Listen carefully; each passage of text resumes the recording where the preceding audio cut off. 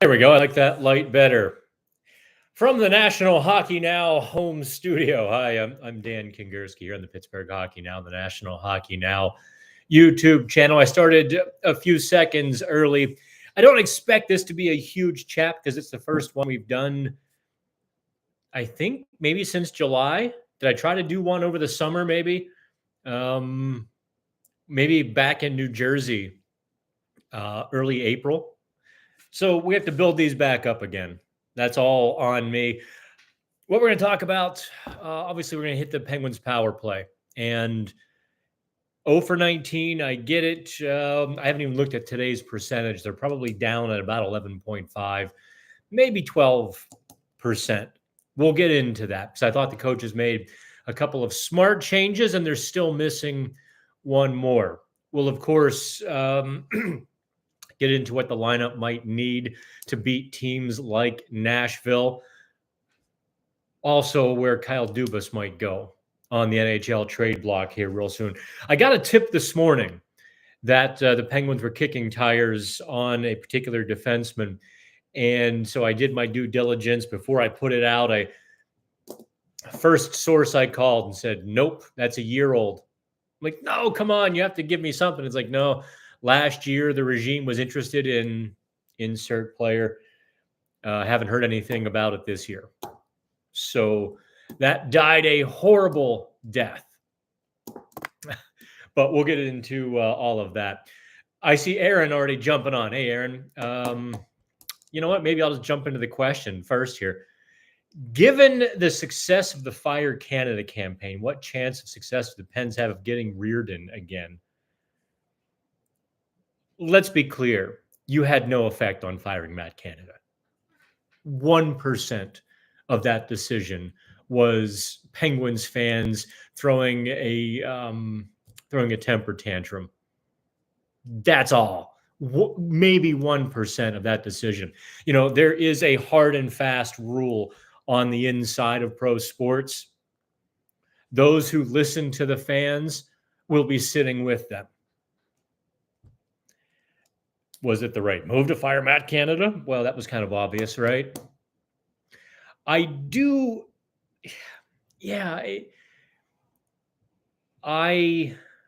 cannot tell you that Todd Reardon should be safe or that there shouldn't be some intervention. Think back now. This is 4 or 5 years ago, Aaron. Maybe, I guess it'd be about that because Rick Tockett's been gone for 4 or 5 years. But there was a point in Mike Sullivan's coaching arc when he wasn't happy with Rick Tocchet and how he was running the power play, and Sullivan took it over. Whether Sullivan learned something from that he wasn't very good at it or doesn't want to do it again, I don't know. But I think that would be your first intervention anyway. They like Todd Reardon. So where was I? You know what? Let's just dive straight into the power play. So I've got my notes here.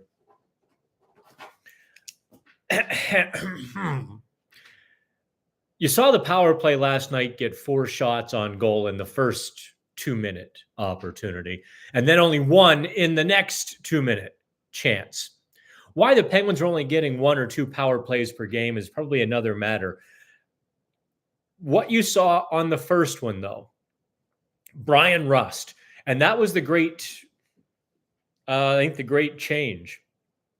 They finally took the shackles off the power play, put Rust on the top unit. Why was that important? Because Brian Rust is a puck getter. Go get it there, go get it there. He's a scrappy dirt dog who's going to get in there, get the puck, and keep the play alive. He's going to extend the zone time. Also, not quite as important as being a puck retriever, but very important. Rust is probably the best bumper they have. You know, when the player swings to the middle of the slot and they can kind of get it to him with his back to the goal.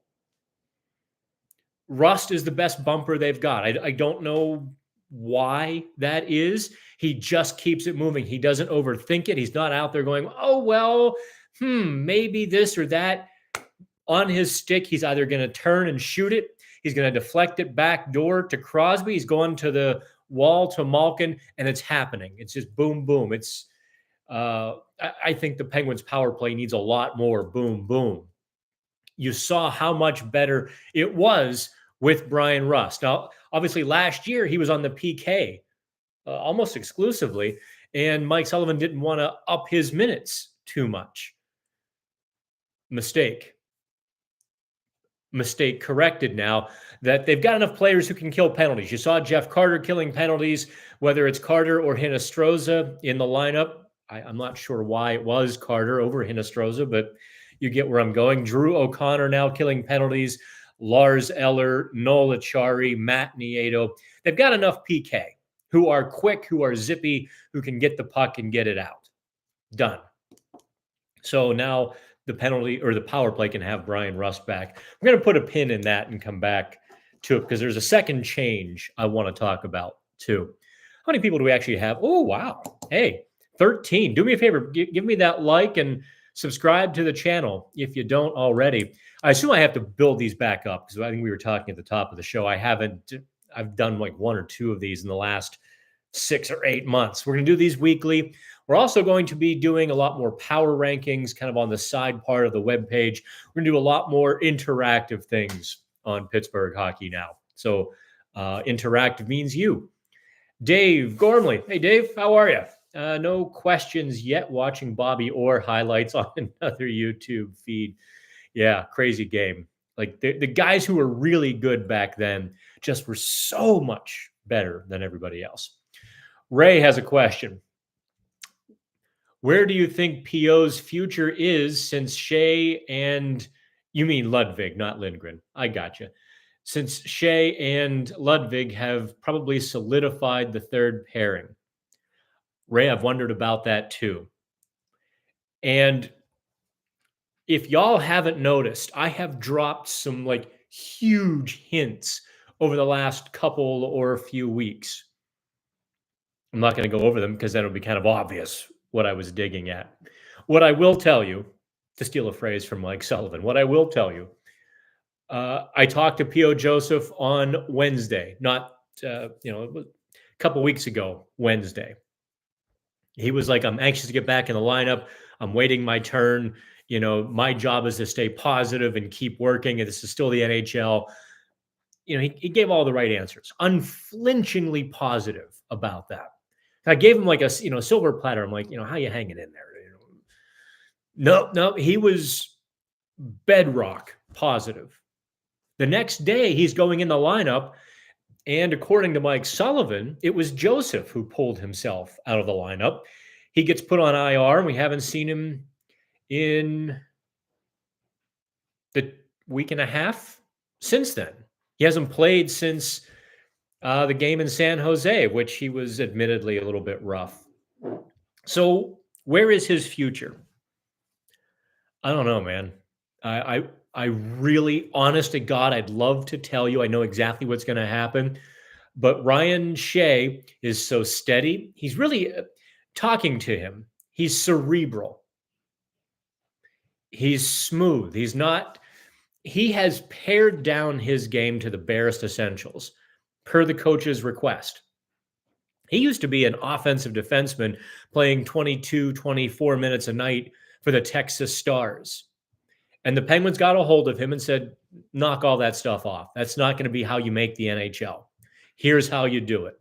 And they're kind of making a Chad Ruedel-ish defenseman out of him. Although he's a little more mobile, he's a little bigger. He can actually go to the net and battle with a little more efficacy. So, yeah, you're right. It does seem Ryan Shea has kind of locked down that third pairing because the one thing we know about Mike Sullivan is given the choice between a guy who's up here and down here, up here, down here, versus a guy who's just right here. He's going to choose the guy who's right here all the time. He doesn't have any use for this stuff. That's, Ryan Shea has become that, and PO is the up and down. I will tell you, I was surprised by the IR designation. I was intrigued by the situation, and I can only say that if I were PO's agent, I might be making some phone calls because obviously I don't think he fits here.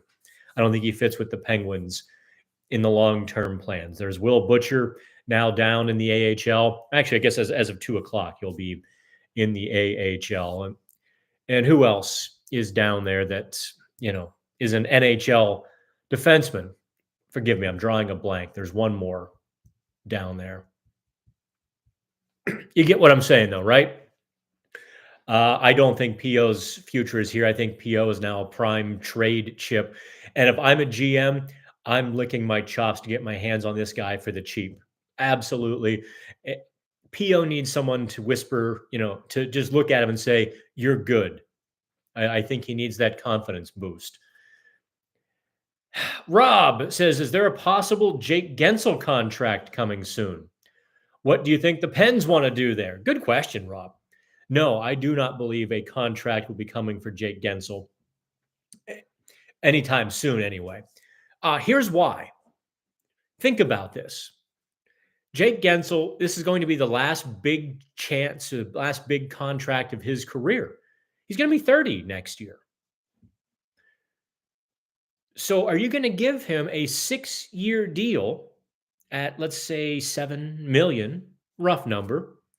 You're going to pay him $42 million when you might only have Sidney Crosby and Evgeny Malkin for 2 more after this. So, and I also think age is going to catch Jake Guentzel faster than most because he's not the biggest, strongest, fastest guy. He's just smarter. When he loses a full step, that's going to be huge for him. And having a guy like that on a $7 million a year contract, you are essentially giving him a contract with no intention of fulfilling the second half of it. So from that standpoint, there are a couple of guys, including one from Kyle Dubas's past, who are going to be on the free agent market next summer. And they're younger and they're faster and they're all-world talents out there. So take that for what you will. I continue to believe that one of Kyle Dubas's former core players will indeed wind up in Pittsburgh. That's only a belief. That's not something anyone's told me. It's just I think Dubas is also human, and given the chance to snag one of those guys, yes. And I don't think Jake Guentzel and his career arc fits the Penguins' team arc. So that's, which also means in about 30 seconds, they're going to announce the contract. All right, Austin, do I have any insight on how Raquel's injury? Oh, listen, Austin, you should know hockey injuries are guarded better than the gold in Fort Knox. Yes, I'm in the locker room. I'm going to cover more games than any other reporter this year. In fact, I might lead the league in games covered this year because I'm going to do probably, I think 77 is the plan, at least right now. 76, 77 games I'm going to be there. So I'm going to be in the locker room like every blessed day, and I don't take days off. Absolutely not. No idea what happened to Raquel. So you can save, never ask about hockey injuries. They're not going to tell you, and they are going to button it up. And you know what? Even if I did, I could have it on first-hand authority exactly what happened and to the hour when he would return. And if I reported it, the team would contradict me. That's my belief, because the hockey ethos is so worried that an opponent is going to try to take advantage of a soft player. Soft, I mean, injured, rehabbing, getting healthy. I don't get it, but that's, them's the rules. Dan, you got to do a weekly live chat or a mailbag. People would love it. Yeah, BJ, I haven't done a mailbag in 2 weeks, but perhaps I'll use part of this for the mailbag. Yeah, I get in trouble with my mailbags because they take me forever to write, because I'll get like 20 or so questions, and I'll realize I write like 20 articles. I have to pare it down into something readable. All right, keep those questions coming. Do me a favor, give me a few likes and such. Where were we? We're going to keep a pin in the one more power play change. I actually can't see. I've got my progressives on, and I'm a little blurry because the computer is like intermediate. But now I can't. To have bad eyes. Or actually, my eyes used to be pretty good, but they're getting worse quickly as I write all day. Let's see here. BJ also thinks some former Toronto guys will migrate south. How would the Penguins fit in a Marner-Nylander contract? Well, think of it this way, BJ. Jeff Carter and Jake Guentzel account for over $9 million. Ta-da! Move those ring lights over to the side. How's that? It's a little better, isn't it? If I do that, there, I'll match them up with my eyes. So I've got like devil eyes. How do I do that? Actually, I'm not sure. Maybe I can. Yeah, that'll work. Kind of. If I move my glasses down, put those down just to. Nope, that's not going to work.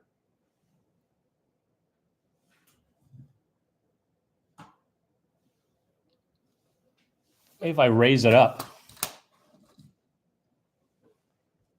Yeah, that seems to have done the trick.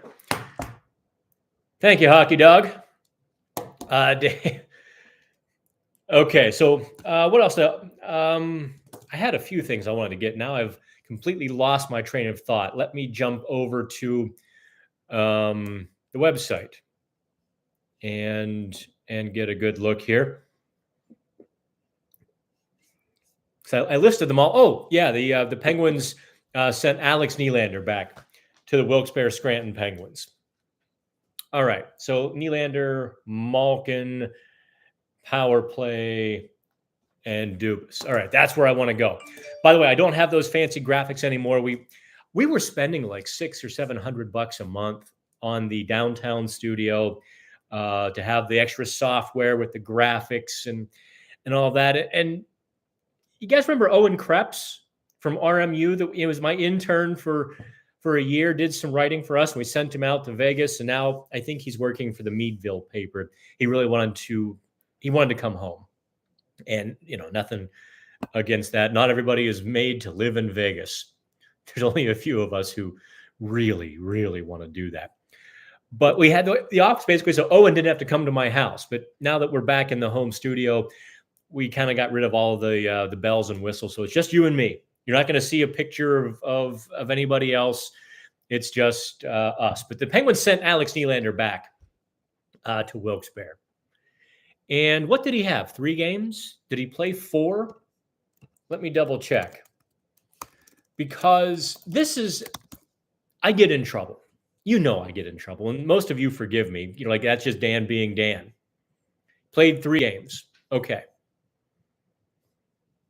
Remember, I was in Florida, and I was kind of in this little motel outside Fort Lauderdale when the Penguins played the Panthers, actually over the trade deadline. Because I remember doing the WPXI live hits and the live shows on Channel 11 from my little motel room. I literally flipped my mattress, hung the bedspread as a backdrop, put the flowers kind of on the sides. It looked like I was in a studio. The little guy who owned the motel peeked in the window and he heard all this commotion, looked at me, and then saw the camera point. And he's like, oh. Then he kind of stopped me later. He's like, you're going to put all that back, right? Anyway, yeah, I was kind of antagonizing a lot of you. Partially because for my own amusement, but also because so many people were so far over their skis with Alex Nylander. And look, can we say now that he's probably not an NHL player at 25, 26 years old? How many chances? This was his big chance, right? Last year, he was kind of he was third, fourth line duty last year, and he was actually pretty good in the first handful of games. This time, however, he was completely in the background. You've seen Drew O'Connor, the last couple of games especially, chasing pucks like his pants are on fire. You saw Radim Zohorna do everything he could, and still doing a lot, to make sure that he stays in the NHL lineup. I never got that sense from Nylander. And for whatever flaw there is, I mean, he's got all the tools, but it just never comes together. And so the question I kept asking last year, for everybody who kept filling my inbox and comment sections and blowing me up on Twitter, what are you seeing from Alex Nylander that makes you think he's going to be an NHL regular? I wish he would. I wish that whatever that barrier is between where he is and where he could be, I wish he could find a way to disassemble that. But isn't that the challenge of a lot of our lives? Where we should be, where we are, where we should be, where we are. And I think this might have been his last good chance. I really do. Sam Poulin will be getting healthy, and they've got Hinostroza and Colin White, who I know is injured down at Wilkes-Barre, and so on and so forth. So I don't know. I just don't see him getting another shot. I mean, on the power play, he didn't get his touches. He didn't assert himself. He didn't, at 5-on-5, Sullivan said, I want to see him go to the net. And he kind of went there for a shift. He got a couple of deflections. They were kind of soft deflections. I mean, he had time to rip it, and he just kind of shuffled it to the net. And it was kind of a shame, really. And that's where I'm going to leave it with Alex Nylander, because, you want to see guys achieve. And I don't think he's going to get another shot, at least as good as this, playing beside Evgeny Malkin. Let's see here. Then trade Jake for a younger forward at the deadline, plus a first if we're not going to re-sign him. Wait, so you want to trade Jake Guentzel for a younger player and a first-round pick? And I'm expecting you also want that younger player to be of commensurate value too. Not going to happen. You might get a first-round pick if the Penguins keep this sideways crap up and they're 6 or 8 points out of a playoff spot with 20 games to go. You might see Dubas make a shrewd move like that, but you're not going to get that for Jake Guentzel with pending unrestricted free agency in his future. No one's going to give you a good young player and a number one. They'll just wait till the summer. Okay, so we've got power play, Nylander. Let's go back to the one change I think the Penguins are still missing on the power play. And that is, drum roll, please, Chris Letang on the top unit. I know. Did you see who did they? Oh, the Rangers game. When they were 0 for 5, Letang ran the last power play, both with the top unit and the second unit. There was a spark. I'm not saying Chris Letang is better at it or a better player than Erik Karlsson. I'm not saying he's more skilled or any of those sorts of things, although Letang is elite. But there's just a chemistry. There's some fizzy in that water when Letang hopped on with Malkin and Crosby. There is something missing with Karlsson, Letang, Crosby, Guentzel, and even Brian Rust, who really added a lot to the power play on Tuesday night. Put Letang back there. Just let it go. Because in talking with Karlsson, reading between lines, I don't think he's entirely comfortable atop the power play with Malkin and Crosby. I think he's kind of waiting for those guys to do their thing, which is in turn not allowing him to do his thing to his fullest potential. When he's with San Jose, it was Erik Karlsson and the Sharks. Now that he's with the Penguins, he's just the bass player.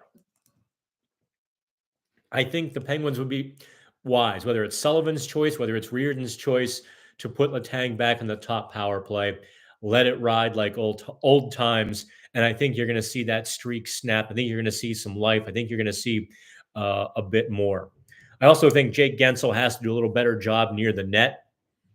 Even with Brian Rust there kind of scrapping all around, I think Guentzel has to get in front a little bit more there. I think Crosby's always good on the back door and circling like a great white shark. Guentzel has to get in front. And if Guentzel doesn't want to do that, I mean, look, then he'd be a great mid-wall guy on the second power play. And you put whoever will do that job with their grittiest, ugliest, best on the top unit. I don't care if it's Lars Eller. I don't care if it's Radim Zohorna, Noel Acciari. Doesn't matter. There was a Penguins, how would I describe him? Anyway, somebody who works, been around the Penguins a long time. He's like, I'd think about Marcus Pettersson there. We were spitballing, having some fun, but anybody in front of the net who could take the goalie's eyes away. That's what they're really missing. I mean, they got some good shots on Tuesday, but UC Saros saw every one of them. Let's see here. Okay, keep those comments and keep the stuff coming. So, power play, Brian Rust, Alex Nylander, power play, Chris Letang. Let's talk a little bit about Kyle Dubas, shall we? I guess you've all taken Mike Sullivan off the hot seat. I don't see any more of this incessant whining and pining and fire Mike Sullivan to this point, which, thank you, by the way, because I don't doubt that there was a little internal heat on Mike Sullivan when the Penguins were 3-6 and things were getting a little bit bleak. I don't doubt that he was putting a lot of pressure on himself. I do doubt that unless things broke, he was ever going to be fired. Like that wasn't going to happen. But so we can look at Kyle Dubas a little bit here because the Penguins are still missing a couple ingredients to really make the bread rise. The power play is a bit of a microcosm. They've got all the talent in the world, right? Now they need some ugly. And I don't think they have enough ugly. And I mean ugly. I mean go to the net, drop a shoulder. I mean put a stick into a guy's back on the end wall. I mean drive the opponent's nuts. Ugly. The Penguins need some of that. They need to sometimes raise their own temperature. And the third line, I think, really would benefit from it.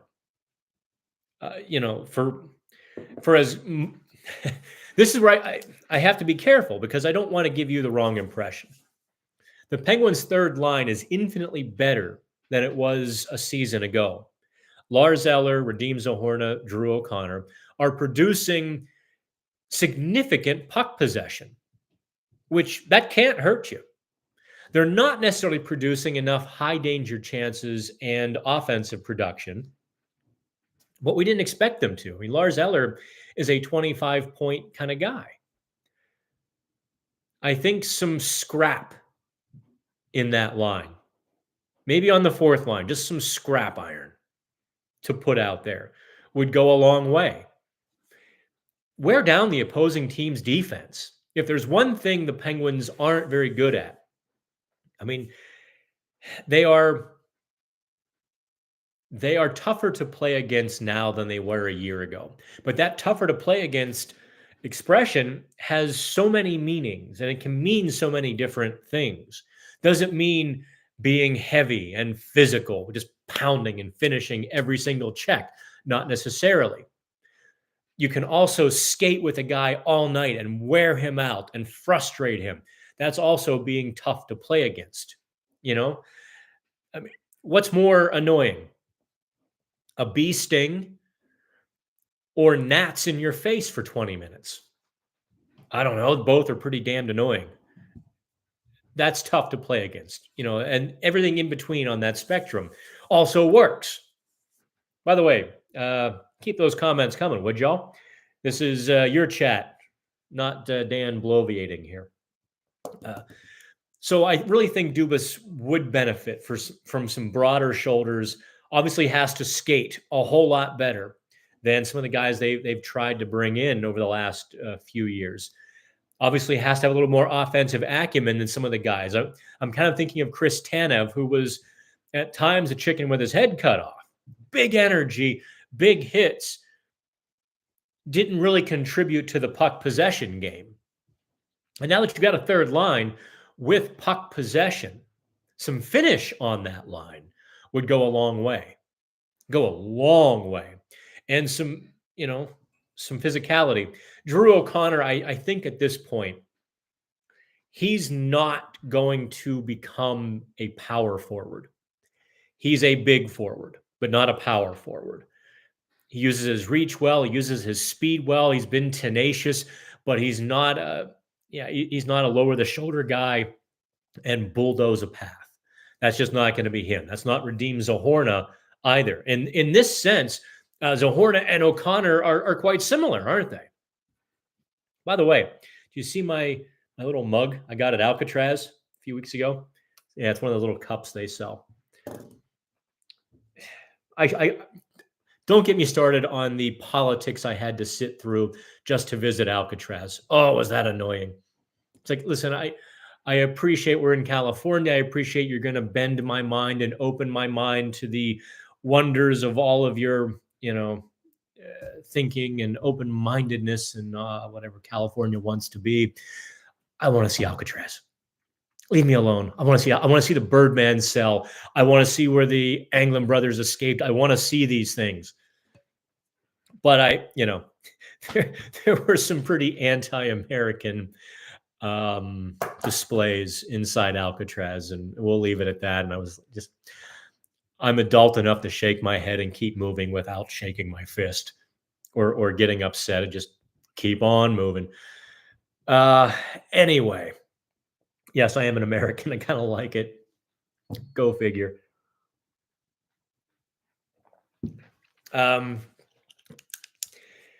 So Dubas needs some grit in that lineup. I think there are a lot of bottom six guys available. And yeah, I do kind of think that Rickard Rakell could be used as that bait. I think he could be used to bring in somebody else. Here's the problem, though. If you move Rickard Rakell, one, you have to find a team that can absorb his $5 million hit without sending you back a bunch of crap that you don't want to balance the salary cap ledgers. Two, is Drew O'Connor a top six forward? Is Radim Zohorna a top six forward? Can they at least hold their own in that sort of role? I have my doubts. And so to make that trade work would have to be a very special sort of circumstance and player. Where it goes from there, I don't know. I do think Columbus is sitting on three defensemen the Penguins could use. Listen, I like John Ludwig. I was talking to him, what day is today? Wednesday. So it was Monday. I was talking to Tuesdays. No, yeah, Monday I was talking to Ludwig before they left for Nashville. And we were kind of talking about the difference and the difficulties playing on your right side when you're left-handed. And he was, I like Ludwig. I mean, he just kind of says it like last night. Hey, how was that fight? Oh, it was fun. There's no sugarcoating. There's no pretense there. He's not hiding behind media training. He's just gonna, softly say what he's thinking. And he's getting caught, is Ludwig, on his backhand. The forecheckers know he's left-handed. And so when he and Shea are on the ice, the forecheckers are making a beeline at Shea. So he doesn't have the time to flip it over to the forehand and make a hard, long breakout pass. He's essentially got two choices. Back to Shea, or on his backhand, kind of chip it off the wall, off the glass, out to center, and hope that his his guys first on the puck and can then begin the rush. So in that context, it's an imperfect situation. He brings the physicality the Penguins, really have been lacking for several years. He brings some toughness that the Penguins have lacked, I think, since Eric Goodbranson left. Think about it. Since Goodbranson got traded 3 years ago, who has fought for the Penguins? Sidney Crosby and Marcus Pettersson. Pettersson has gone toe-to-toe with Nick Delorier, Tom Wilson. Who else? Was it Austin Watson he grabbed a hold of last year or 2 years ago? You don't want Marcus Pettersson doing that kind of stuff.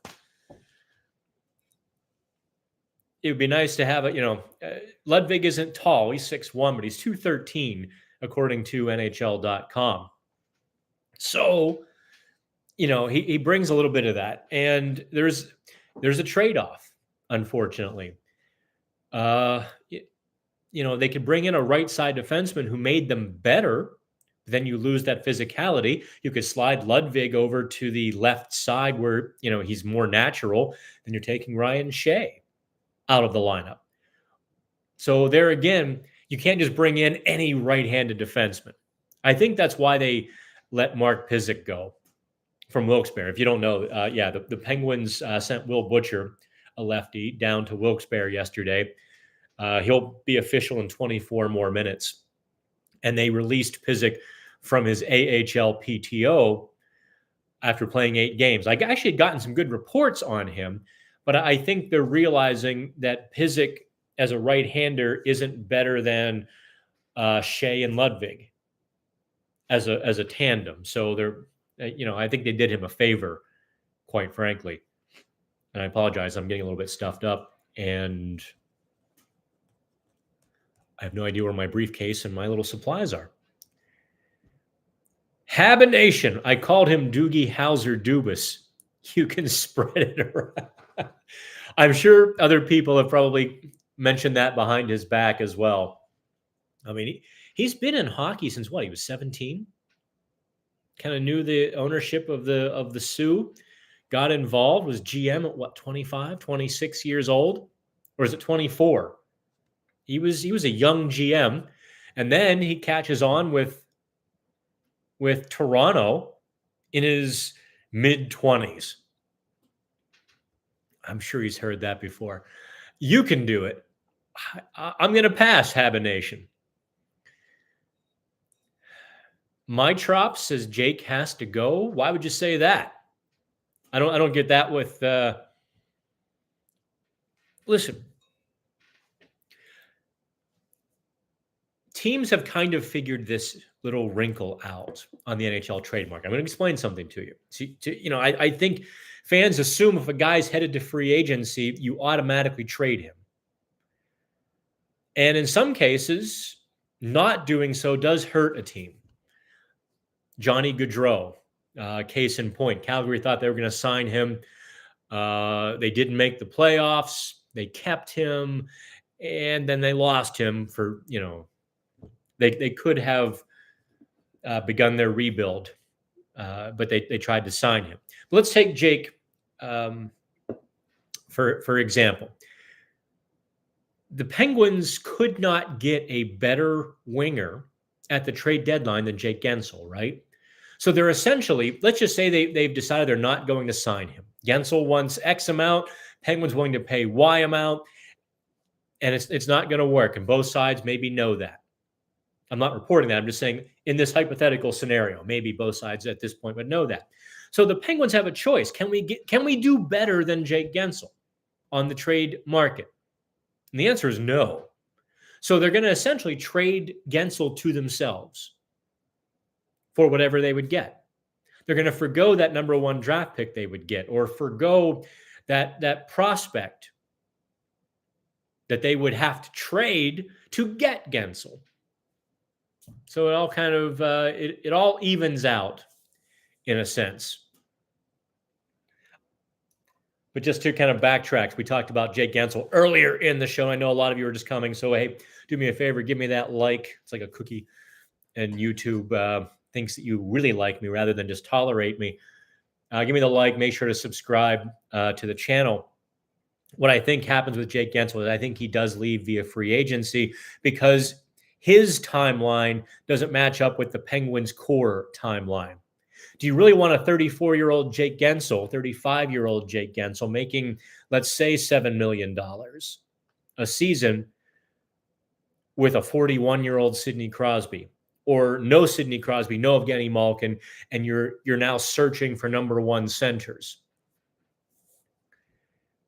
So I think the Penguins probably end up using that money that they're going to recoup and bring in somebody younger. That process has to start at some point.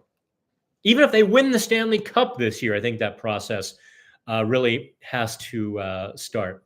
Jake not worth $9 million. No, I don't think Guentzel will get $9 million. In the numbers I've heard bandied about in the hockey circles, no one has mentioned $9 million. 8 is the top that I heard. I've heard 6 to 8 million, 6 million being, well, all I would pay is. So between those two, I'm going to probably put his next extension 5 years. Actually, guys always want that extra year. So call it 6 years, 7.5. And that's $45 million. Yep. See, BJ, right on it. You and I we're right there. What was the other topic I think I wanted to hit? Oh, Evgeny Malkin has been in a horrid slump. That was just his second goal in 10 games, his first with a goalie in net. Now, I think there was something to learn from Malkin's goal last night, and I'm just going to kind of drop a little bit of knowledge here. I've already been going for 41 minutes. Good Lord. Should I wrap this up? I see a lot of people here, so we'll keep going until you all leave. What the Penguins didn't do well, if you read the PHN Plus report card, I kind of laid it out. They didn't use their speed advantage on Nashville enough. They didn't draw them into a skating game. Their transition wasn't fast enough to force Nashville to scramble to defend them. Instead, Nashville was able to kind of stay on top of the puck, pack the defensive zone, which took away all of the space. And the Penguins were not bigger than Nashville. So it was kind of a constant jab for the Penguins, looking for that one shot because they couldn't get the second one. They played well. They didn't chicken out of those fights trying to get in between the dots as they have done in the past. But they also didn't use their speed well enough to get behind Nashville, force them to turn and defend and scramble and switch off and call audibles, so to speak, and really create some chaos in that zone where you can get a guy open because somebody has made a mistake. The Penguins didn't get enough of that done. I think it was a pretty good learning experience for them, though, because they did pretty well against the LA Kings. Well, they also got a couple softies against the Kings, too. So that always helps when you got a lead and the other team has to open up a little bit to catch you. And so let me catch up on the questions here. I wanted 11. Now I have to be 12. 12 is no good. 11 is like being number 1 twice. No fair. No. Habination, I have no idea what you're talking about, man. I have absolutely what? Let's see here. Gaudreau got 9.75. Kachuk 9.5. Devils and Canes guys around 7.5. Yeah, listen, I don't think many people would put Jake Guentzel in Matthew Kachuk or Johnny Gaudreau territory. The numbers might be there, but the game isn't, right? I don't think, I think that's one of those cases where, like, even though, here's a prime example, Chris Kunitz. Kunitz had great numbers, but, paycheck-wise, he remained in a different sort of real estate than the elite guys whose numbers he had the equivalent of. I dropped Ryan Smith in my pool for Ryan Poehling. Was that a good idea? No. Poehling is hot. I like Ryan Poehling. We talked, many times last season. I don't think this is, well, I don't think long-term Riley Smith scores less points than Ryan Poehling. Could be wrong. Been wrong many times. Here, I'll tell you about my fantasy trade. After Jack Hughes' rookie year, I'm in a dynasty league. This is the worst trade I've ever made. I'm in a dynasty league, so you keep most of your players year to year. You have to kind of build up, and I took over a rebuilding team. I got the number 1 pick. I take Jack Hughes. His rookie year was kind of garbage. And I really liked Kyler Yamamoto playing beside Connor McDavid. You get where I'm going with this. Yep. I, in my infinite wisdom, traded Jack Hughes for a Kyler Yamamoto and a 3rd-round pick. Yeah. So my fantasy skills are certainly in question and should be in doubt. Is it out of the question that Jake takes a discount? He and Crosby complement each other so well. Nothing's out of the question, Rob. But understand, this is Jake's last big contract. Unless he signs like a 1 or 2 year deal, which all of the risk would be on the player. Guys like playing together. Guys like being here. Guys want to win here, but they're also not going to sacrifice their career and a significant portion of their career earnings to stay here. I mean, would you give up $10 million to play for the Penguins over the course of 5 years, 6 years? Would you give up $10 million when you could go to Minnesota, Boston, or any of these good teams who might be winning? Detroit, let's say. Would you give up $10 million? I wouldn't. Hell, I wouldn't give up $10,000. But that's me. Let's see here. Is it time for Reggie Dunlop to put a bounty on Jacob Trouba? He's the captain and the chief punk on that Rangers team, I tell you. It's time for the NHL to put a bounty on him. It's time for the NHL to do something. I mean, it was a getaway swat that Trouba got fined $5,000 for. I get it. It wasn't a two-handed baseball swing. But he still, with malice and forethought, or is it a forethought? Malice and a forethought. Raised his stick and smacked a guy in the head with it. I mean, it's only going to cost you $5,000. I can see a lot of guys doing that to Tom Wilson every game. Other teams might line up and just give him a smack. After about the 8th or 9th one, Wilson might get hurt. $5,000, worth it, right? Yeah, the NHL has to be a lot tougher.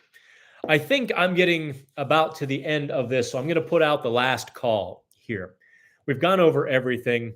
I will put this out to you. This is the last call. But I will put this out that I think it's time we all start talking a little bit more about Sidney Crosby and the end of season awards. What the guy is doing 5-on-5 is extraordinary. At 36 bloody years old, to be the leading scorer at even strength. I don't know if that's still true after last night, but you get where I'm going with that. It's time to start talking about Sidney Crosby for the Pearson. Time to start talking about Crosby for the Hart Trophy. There's what am I thinking? It's driving me nuts. Anyway, it's when you get up at 5 a.m. and work. This is like the end of my work day, 2:00 in the afternoon. So last call. I know there's like a 30-second delay, so I was kind of giving y'all a little runway to do it. But it looks like I think we've done 50 minutes, and I somehow filled the time. I have no idea how I do it. I thank you all. Let's try to make these thing on Wednesdays. If I'm traveling, maybe I'll move to Tuesday, or you'll see me in an airport somewhere trying to do this and not annoy people sleeping. It was informative. Oh, I'm like, what the heck is TYVM? Thank you very much. Well, you're very welcome, Habs Nation. Thanks for the clicks on here. I will talk to you guys all. We'll do the 5-minute post game after the game on Saturday. And then I'm on the road. Philadelphia, Tampa, Florida, and home quick.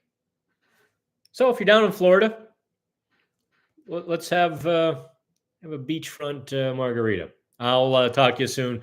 Talk to you next week. Have fun.